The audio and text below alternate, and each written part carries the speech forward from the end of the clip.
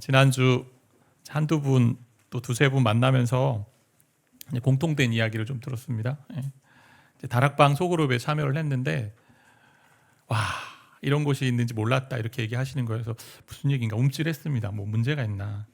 근데 했던 얘기가 뭐냐면 마음을 나누고 서로 이야기하는데 참 좋은 시간이었다라는 얘기를 해주시더라고요. 그리고 나만 이러한 문제가 있는 게 아니고 나만 이러한 신앙의 고민이 있는 것이 아니고 서로가 함께 고민을 나누고 또 위로하고 격려하는 그런 시간이어서 너무 좋았다라는 이야기들을 해주셨습니다. 이 말이 참 많이 격려가 되는 것 같아요. 그래서 애써주시는 순장님들께 너무 감사하고 또 함께 참여하는 많은 우리 성도님들에게 또 감사의 인사를 좀 전하는데요. 예수가 함께 오실 때 어떤 마음으로 오셨나요? 왜 이 교회를 택하셨습니까? 하나님 보내셔서 오셨다, 사명을 가지고 왔다, 부르심의 자리다 이렇게 이야기할 수 있지만 대부분 이제 깔려 있는 마음은 뭐냐면 건강한 공동체를 찾아왔다라는 이야기죠. 그만큼 우리는 신앙생활이 공동체와 함께하는 것이구나라는 걸 우리는 많이 느끼고 있습니다. 신앙생활은 공동체 생활이다. 그래서 공동체 안에서 경험한 상처와 아픔을 때로는 갖고 오신 분도 계세요.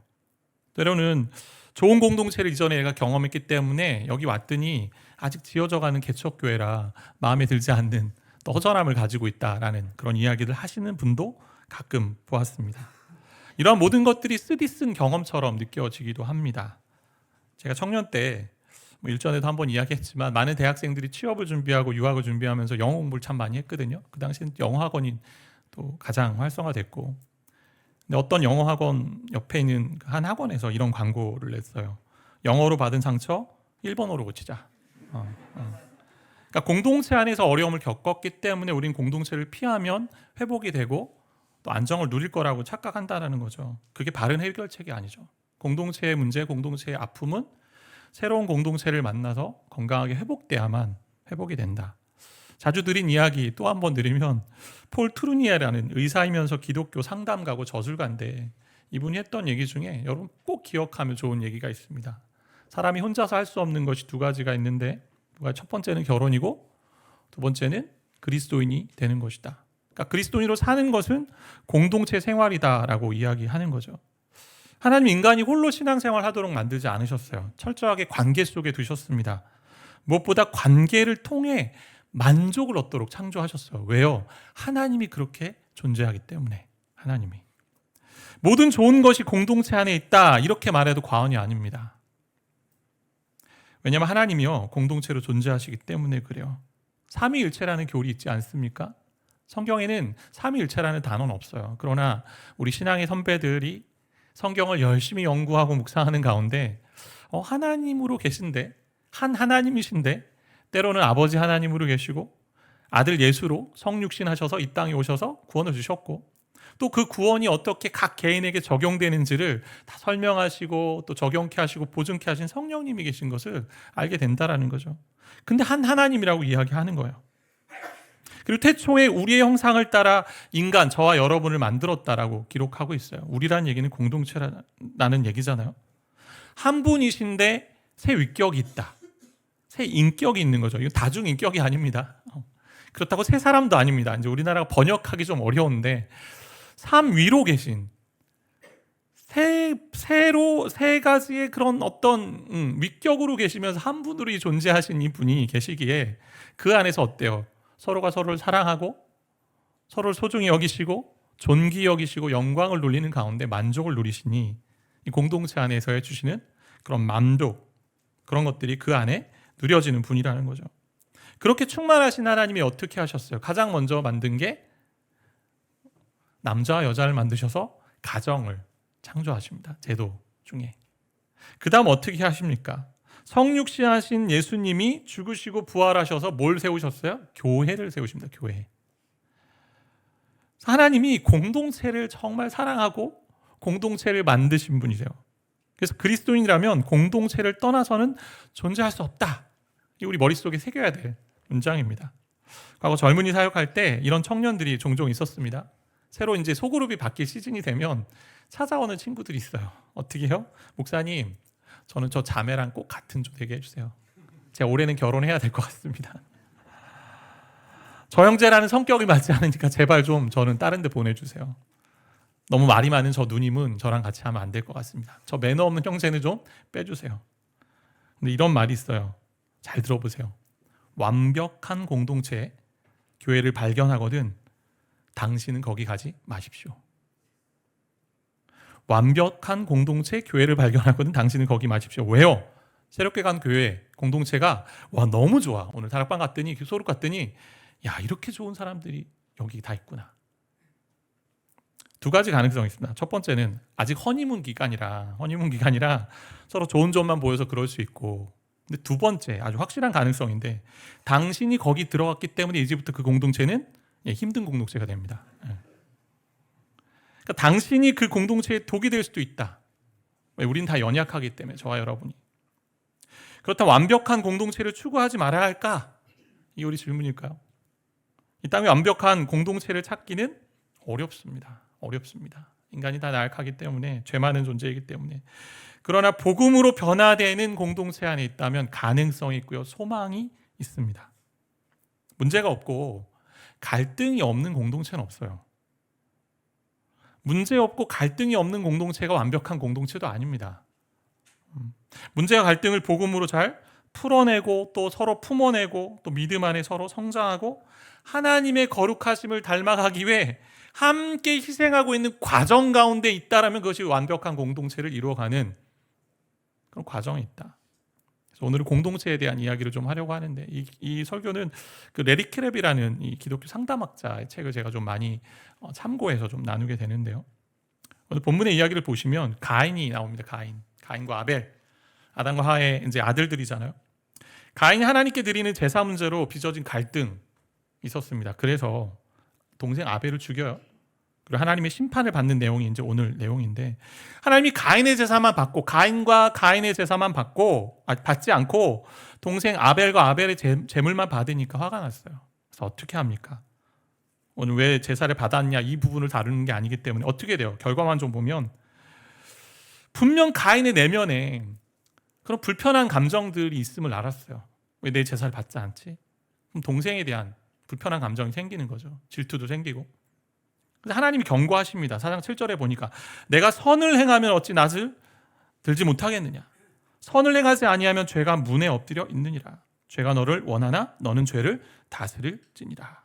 문에 엎드려 있다. 짐승이 마치 웅크리고 있는 것처럼 비활성 상태에 잠깐 있지만 곧 일어나서 뭔가 덤빌 기세를 가지고 죄가 늘 그렇게 있는데 너가 그걸 다스릴 수 있다라고 하나님 말씀하셨어요. 근데 어떻게 해요? 죄의 충동에 사로잡혀서 동생 아벨을 죽입니다. 그리고 심판을 받죠. 그게 11절 12절에 말씀이 있는데 11절 보시면 11절에 땅이 그 입을 벌려 내 손에서부터 내 아우의 피를 받았은즉 내가 땅에서 저주를 받는다. 땅에 저주를 받아요. 그러면서 어떤 일이 벌어집니까? 12절에 내가 밭을 갈아도 땅이 다시는 그 효력을 내게 주지 아니할 것이요 너는 땅에서 피하며 유리하는 자가 되리라. 땅에서 저주를 받았습니다. 열심히 경작을 해도 뭐가 열매가 없는 거죠. 근데 더한 것은 뭐예요? 이제 유리하는 자가 됩니다. 방랑자가 됩니다. 떠돌이 인생이 됩니다. 가인이 아벨을 죽인 것은요 공동체를 파괴한 행위잖아요. 그러니 하나님이 어떻게 해요? 공동체를 네가 파괴했으니 공동체 안에 주는 기쁨을 내가 박탈할 거야 라는 거죠. 이게 너무 큰 짐이 되니까 가인이 어떻게 하나님께 간청합니다. 13절 14절의 말씀이죠. 가인이 여호와께 아뢰되 내 죄벌이 지기가 너무 무겁습니다. 하나님 너무 무겁습니다. 어떻게 홀로만 있게 합니까? 제가 어떻게 돌아만 다니게 만드십니까? 14절에 이렇게 부탁하죠. 하나님께 주께서 오늘 이 지면에서 나를 쫓아내시온즉 내가 주의 낯을 배웁지 못하리니. 엄청난 벌이죠. 하나님의 낯을 배웁지 못한 내가 땅에서 피하며 유리하는 자가 될지라 무릇 나를 만나는 자마다 나를 죽이겠나이다. 이제 내가 유리 방황하며 공동체 없이 살다가 누군가가 나를 죽이면 어떡합니까? 하나님. 불안과 두려움을 하나님께 호소합니다. 학자들 얘기로는 가인은 아마 가인의 누이와 아마 결혼했을 것이다 이렇게 대부분 보고 있고, 그 이후에 자손들이 번성하면서 어떻게 해요? 가인을 죽일 수 있는 후손들 중에 그런 사람들이 나타날 수 있다라는 염려를 표현한 거죠. 그러니까 하나님 어떻게 하세요? 표를 주세요. 가인에게 너를 죽이는 자는 7배 이제 벌을 주겠다 하면서 표를 주시는데 그 표가 정확하게 뭔지는 뭐 드러나지 않습니다. 뭐 때로는 문신이다, 아니면 때로는 뭐 주차부에서 입는 막 형광색의 옷 뭐 이럴 수도 있고, 뭐 특이한 머리 모양을 가진 뭐 이런 걸 줬다, 뭐 여러 가지 있겠지만 뭐 그게 중요한 것이 아니고 하나님이 가인을 보호하실 무엇인가 주셨다라는 거예요. 근데 가인이 어떻게 해요? 어떻게 합니까? 그렇게 보호를 받았음에도 불구하고 16절 17절 같이 한번 읽어보겠습니다.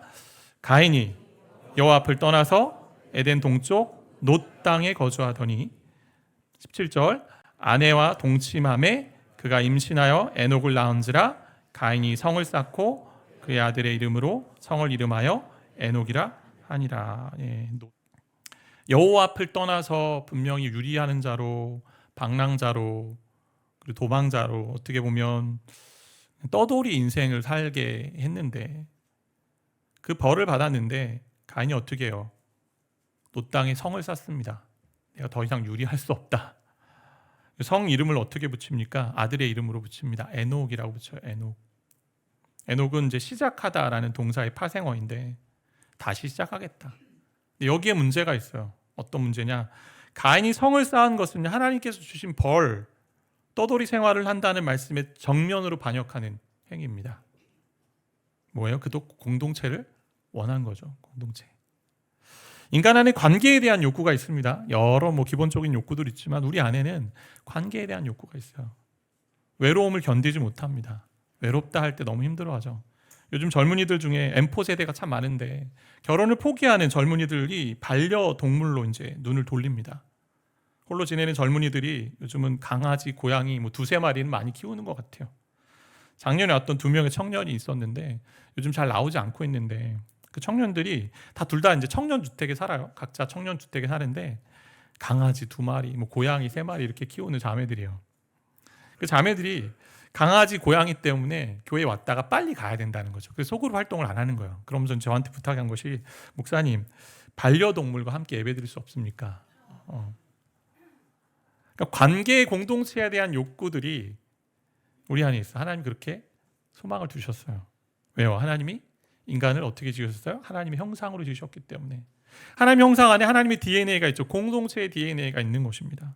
그럼 어떻게 우리가 공동체를 만들어야 될까요? 가인처럼 성을 쌓지 말아야죠. 성을 쌓는 인생이 되면 안 되죠. 근데 왜 사람들이 성을 쌓으려 할까요? 한 2가지 모습 정도로 좀 볼 수 있을 것 같은데, 첫 번째는 왜 사람들이 성을 쌓냐면 자기 증명의 욕구가 강해요. 어떻게 해서든 내 모든 자원을 동원해서 이 세상에서 그럴듯하게 살고 싶다.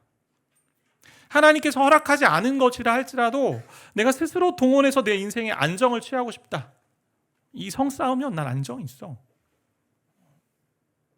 바벨탑을 쌓았던 인간들의 모습입니다. 흩어짐을 면하고 싶고 자기의 이름을 내고 싶습니다. 근데 생각해보면요, 인간 안에 성을 쌓을 수 있는 능력은 없어요. 여러분 인생을 한번 살펴보세요. 지금까지 해오면서 내가 원하는 대로 들어졌으면 여기까지 왔을까요? 아니라는 거예요. 오히려 내가 정말 그 인간적인 욕구, 인간 본성대로 원하는 대로 이루어졌으면 여기까지 오지 않아요. 저는 목사가 안 됐을 것 같거든요. 네. 행복한 결혼 생활이 매일 지속 가능할까? 내 힘으로 자녀를 확실하게 그리고 탁월하게 잘 키울 수 있을까? 지금 내가 하고 있는 일에서 최대의 효과를 매일매일 좀 경험하면서 살 수 있을까요? 아니면 내가 만나는 관계 속에서 화해와 회복을 날마다 누리며 그렇게 살 수 있을까? 인간 편에서는요, 그럴 만한 능력이 전혀 없습니다. 근데 인간은 어때요? 그럼에도 자기 증명 욕구에 빠져요. 내가 해서 내가 성을 쌓으면 나는 안정감을 누리고 난 잘 살 수 있을 거야. 사람들이 어떻게 해요? 사람들과 사귐에서 대부분 대화할 때 성취에 대한 얘기들 되게 많이 합니다. 어떤 교제를 할 때 사람의 마음을 공감하기보다는 제가 지난주에 이거 했고요, 전 이걸 해왔고요, 작년에 이런 일 있었고요, 자녀가 어떻게 되었고 여러 가지 일을 이루었고, 이런 얘기들을 많이 한다라는 거죠. 그럼 어때요? 자기 업적, 행적만 자꾸 드러내는 그런 사람이 되는 거죠. 그래서 자기를 증명하는 사람, 이 성을 쌓는 사람은 실패를 너무 두려워합니다. 실패를 미워합니다. 자기가 실패했다는 사실 자체가. 다 망한 것 같은 거죠, 인생이. 그러니까 자꾸 자기의 왕국을 견고하게 세우려 하는 거죠. 두 번째, 성을 쌓기 좋아하는 이유는 가짜 결속인데, 성을 쌓는 사람들의 특징은 뭐냐? 나를 인정해주는 사람들하고만 연결하려고 해요. 가인의 모습 보십시오. 하나님께서 가인이 아우 아벨을 죽였을 때 물으셨습니다. 야, 너의 아우, 너의 동생 아벨 어디 있니? 몰라서 물으시는 게 아니에요. 회개의 기회를 주는 거죠. 하나님 마음을 봐야죠. 야, 내가 널 다 알고 있는데. 그런데도 가인이 어떻게 분노하며 안색이 변하는 모습에 또 경고도 하셨어요. 아, 죄가 너 안에 웅크리고 있다. 가인이 튕겨져 나가죠. 유리하며 방황하는 벌을 받았음에도 스스로 성을 쌓았습니다. 무슨 얘기예요? 자기를 인정해주는 사람들과 하나가 되겠다. 내 편 만들겠다. 하나님 말고 나를 인정해주는 사람들과 성 쌓겠다라는 것입니다. 이게 가짜 결속이에요. 나를 인정해주는 사람하고만 어울립니다.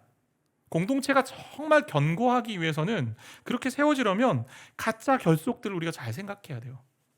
내 말과 행동에 동의해주면 내 편, 나와 마음이 통하면 내 편, 내가 하는 이야기와 내가 하는 행동에 대해서 조금이라도 반대하고 동의해주지 않고 인정해주지 않으면 다른 편 하며 편가르기 합니다. 교회 안에서도. 마치 예수님의 죽음 앞에서 서로 원수였던 빌라도와 헤롯이 어떻게 해요? 헤롯왕이? 예수님 죽음이라는 그 동일한 한 가지의 말에, 한 가지 그 사안에 마음이 맞아 친구가 되거든요. 원수였던 사람들이. 하나가 될 수 있는 여지만 있으면 친구 삼는 거죠. 그리고 또 맞지 않으면 또 헤어지고.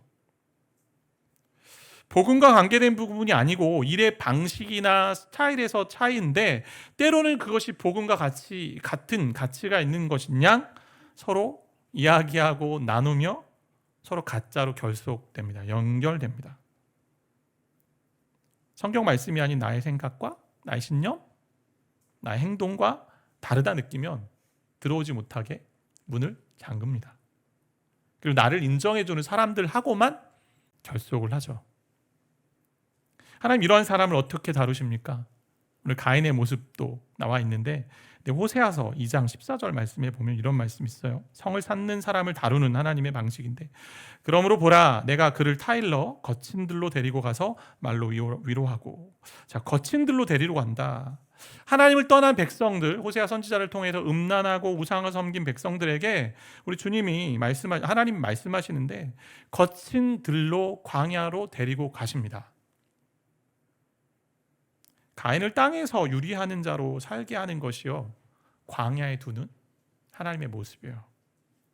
성을 쌓는 자는 광야에 가야 자신을 보게 됩니다. 광야에 서야 자신의 진 면목이 뭔지를 알게 됩니다. 홀로 하나님과 대면해야만 내 힘으로 살 수 없는 존재구나, 내 힘이 먹히지 않는구나, 내가 실패를 경험하는 존재구나 마주하는 것이 광야입니다. 더 이상 자기를 증명할 필요가 없는 거죠. 그곳에서는 지금까지 내가 이루었던 관계들 속에 가짜 결속이 얼마나 많은지, 하나님 말씀과 관계없이 그냥 내 신념, 내 원리, 내 원칙 가지고 함께 통하고 마음 나눴던 그 친밀했던 관계만 남아있는 건 아닌지 보게 되는 거죠. 과거 교회 공동체를 통해 볼 때 끼리끼리 문화가 참 많았어요. 부서 이기주기도 많죠. 뭐 이런 것도 본 적 있죠. 복음 때문에 무너진 교회보다 이제 사소한 어떤 사안들 때문에 갈등을 일으켜서 힘들었던 교회들. 예를 들면 뭐요? 주방이 있는데, 교회에 주방이 있어요. 주방에 주걱을 누가 잡느냐, 아주 편가르기 하는 거죠. 저 언니가 가져야 됩니다. 그쪽으로 줄 서고 저분이 해야 됩니다. 광야에서 가짜 결속이 있었구나라는 걸 깨닫고 내가 성을 쌓았구나, 그래야만 하나님 찾기 시작합니다. 그 성도들이 삶을 살아냈는데 실패했다라고 많이 이제 지적을 받잖아요. 신앙생활 정말 잘하느냐, 믿음 생활을 잘하느냐, 뭐 여러 가지 이유들이 있을 것 같은데, 그 중에 한 가지가 뭐냐면, 성도들이, 그리스도인들이 교회를 잘 모른다는 거죠. 교회가 어떤 곳이라는 거. 교회. 그러니까 신앙생활을 자꾸 한 가지 관계로만 정리합니다. 하나님과의 관계만 잘하면 나는 신앙생활 잘한다. 내가 하나님께만 잘 예배하고, 내가 11조 생활, 헌금 생활 잘하고, 또 내가 개인 경건 생활 잘하고, 그럼 나 신앙생활 잘하는 거야. 나 하나님 앞에 예쁨 받는 존재야. 근데요, 하나님 그렇게 우리를 그렇게 만들지 않으셨어요. 여러분에게 제가 필요하고 저에게 여러분이 필요합니다. 주변에 있는 동역자들이 필요합니다. 신앙생활을 혼자 하는 것이 아니에요. 혼자 가는 길이 아니에요. 주변에 있는 사람들과 함께 더불어 새로운 영적 가족, 피부치가 되어 가는 곳이 교회입니다. 한몸됨을 이루어 지체됨을 경험하는 것이 교회입니다. 그래야 세상이 정말 교회는 다르다라고 인정하는 거죠. 매력적인 공동체라고 여기는 거죠. 세상은 자꾸 구분하고 나누고 겉보기, 등급을 가지고 나누고, 근데 교회는 그렇지 않은 곳이다. 교회가 우리 믿음의 핵심적인 부분을 이루고 있음을 우리는 기억해야 되는 거죠. 교회됨이 그래 정말 중요해요. 그래야 우리가 그리스도처럼 변화될 수 있고 성장할 수 있습니다. 그런데 사람들이 이런 생각을 할 때가 참 많잖아요. 공동체 생활을 하다가 어떤 사안으로, 복음의 본질이 아닌데 어떤 사안으로 섭섭이가 찾아옵니다. 저 언니 왜 오늘 또 저럴 때, 때론 뭐 이런 거 가지고도 화가 나는 경우도 있대. 왜 저 언니는 오늘 저런 옷을 입고 왔대, 막 이러면서 그럴 수 있잖아요. 저 누님은 섭섭이가 찾아오고 이제 불평이 이제 생깁니다. 그럼 이제 다들 놀라며 두려워하죠. 어때요? 내가 이럴 줄 알았어. 이 교회 이 모양 이 꼴이구만. 이러면서 어때요? 다른 교회 또 찾아가 보자. 이렇게 해결되지 않아요. 광야로 가서 하나님 앞에 대면해서 그분의 음성을 들어야 됩니다. 지금 왜 그러한 것을 내가 경험하고 있는지, 그리고 왜 이것을 통해 하나님이 무엇을 하기를 원하시는지, 그리고 나의 모습을 직면해야 됩니다. 지난주 이제 갈등의 교회에 대한 이야기 나누면서 뭐 빠진 부분도 좀 있고 한데, 그 중에 한 가지가 중요한 게 뭐냐면, 갈등을 해소하는 데 있어서 전제가 되는 것이 뭐냐, 내 눈에 들보를 먼저 보라는 거예요. 내 눈에 들보를 먼저 보라. 우리가 가짜 결속을 하게 되고 성을 쌓는 이유 중에 하나는 나만 보고 있어요. 나만 보는데 나는 괜찮다고 보고 있는 거죠. 내 눈에 들보는 보지 않고 다른 이 눈에 있는 티 가지고 정말 크다고 여기는 거죠. 광야에서 자신을 직면해야 돼요. 과거에 이제 선배 목사님들 통해서 들은 이야기인데, 믿음의 선배들이 어떻게 했어요? 기도원 가서 나무 뿌리 붙잡고 막 열심히 기도했습니다. 진짜 막 뽑기도 하고, 작은 나무들은 뭐 그런 경험이 있으신지 어떤지 모르겠지만, 근데 그렇게 밤새 처리하고 나무 뿌리 붙잡고 뽑아내서 사람이 바뀐다? 그렇지 않다. 나무는 열심히 뽑는데 뭐예요? 자기는 안 뽑는다는 거죠. 열심히 나무 뽑아도 자기를 뽑지 않으면, 자기는 바뀌지 않고 남만 바꾸려고 한다면 문제가 있다. 복음을 경험한 자의 삶이 아니다. 그럼 우리가 어떻게 해야 합니까? 이런 죄된 성향을 무너뜨려야죠. 성을 쌓는 성향을 무너뜨리면서 우리 안에 그럴 힘도 없고 자원이 없다는 걸 인정해야 된다. 그러면서 해야 되는 것, 첫 번째, 하나님의 성향을 경험하며 살자. 하나님의 성향이 뭘까요? 말씀을 통해 우리가 봐야 되는 게 뭐냐? 하나님의 마음이고 하나님의 성향이에요. 하나님 어떤 마음을 가지고 계십니까? 죄인인 우리를요 사랑하십니까? 사랑하세요. 그리고 기뻐하세요. 가인이 범죄한 그 상황 속에서도 계속 은혜를 베푸세요. 그냥 죽일 수도 있었습니다. 그러나 유리 방황해라 정도까지예요. 그리고 혹시나 자기 죽음을 당할지 모른다는 사실에 또 표도 주시고 그냥 허용하십니다. 여러 가지들을. 레리 크랩이 그분의 책에 이런 얘기를 합니다.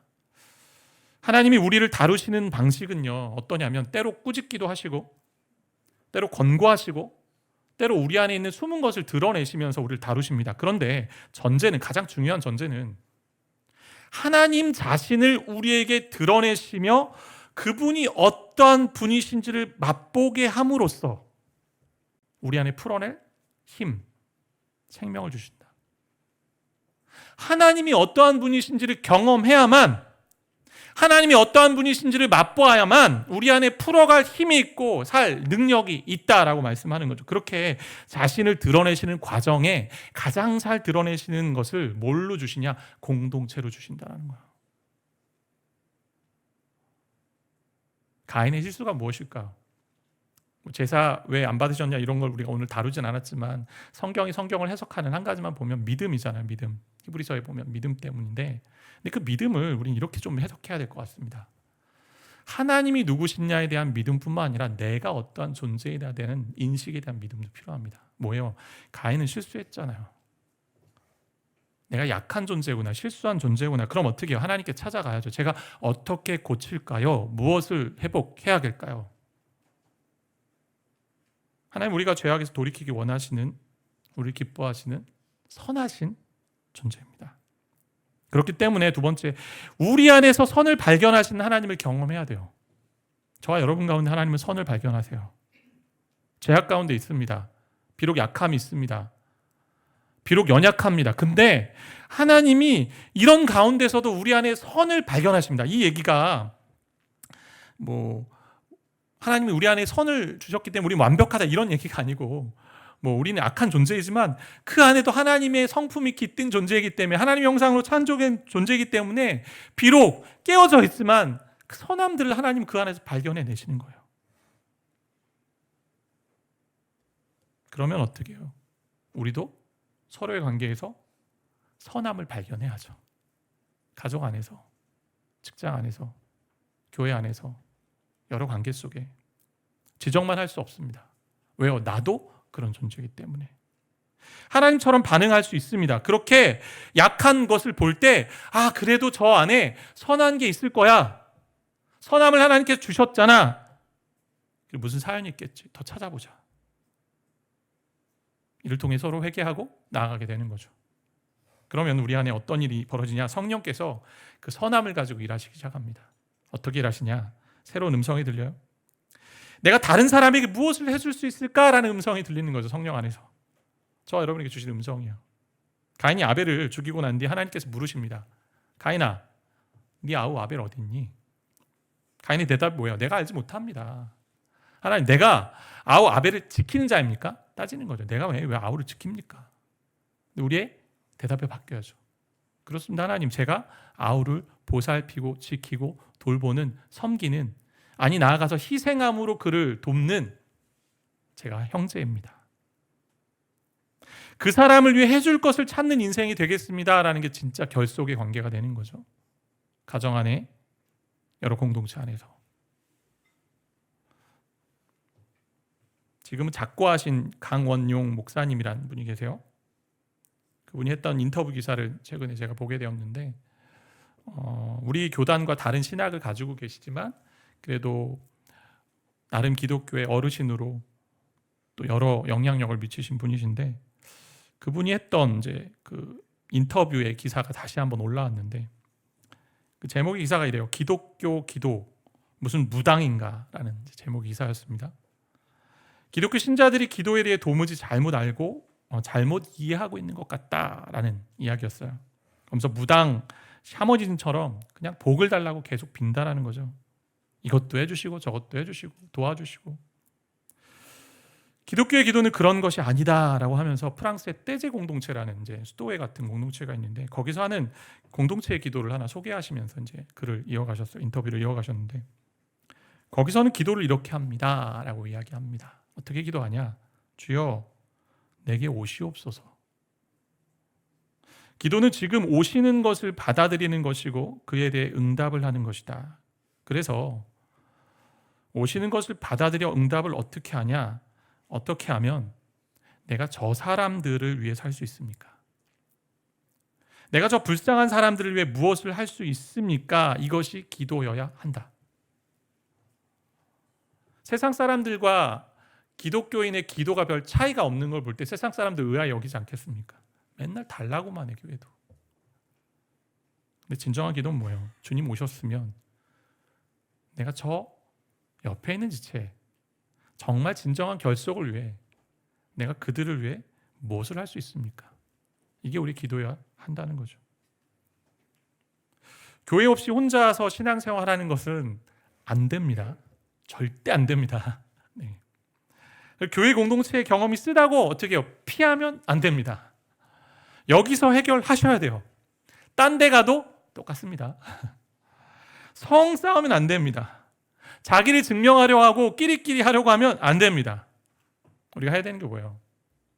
가정 안에서도, 직장 안에서도, 공동체 안에서도 내가 은혜를 받았다면, 복음을 경험해서 하나님의 자녀가 되었다면 이제는 남들이 어떻게 사는지, 주변의 사람들이 어떻게 되는지를 보고 신경을 쓰고 마음을 나누고 서로 진짜 결속을 이루며 그리스도 안에 풍성한 사귐과 누림이 있어야 되는 거죠. 여러분, 공동체 안에 영혼의 치유가 있습니다. 어디서 치유를 받으실 거예요? 우리 고백이 하나님께서 물으실 때, 하나님, 내가 저 누님을, 저 형님을, 저 동생을, 저 가족을, 저 자녀를, 저 부모를 내가 지키는 자입니다. 내가 돌보는 자입니다. 그렇게 하면서 진짜 변화를 누리는 참된 결속을 통해 하나님의 선함을 좀 발견하고, 내 안에서 발견하신 하나님의 선함을 그 사람에게도 발견하면서 서로 성장하는 그런 공동체, 가정, 또 직장의 모든 환경들 이루어 가시는 저와 여러분 되기를 바라고 축복합니다.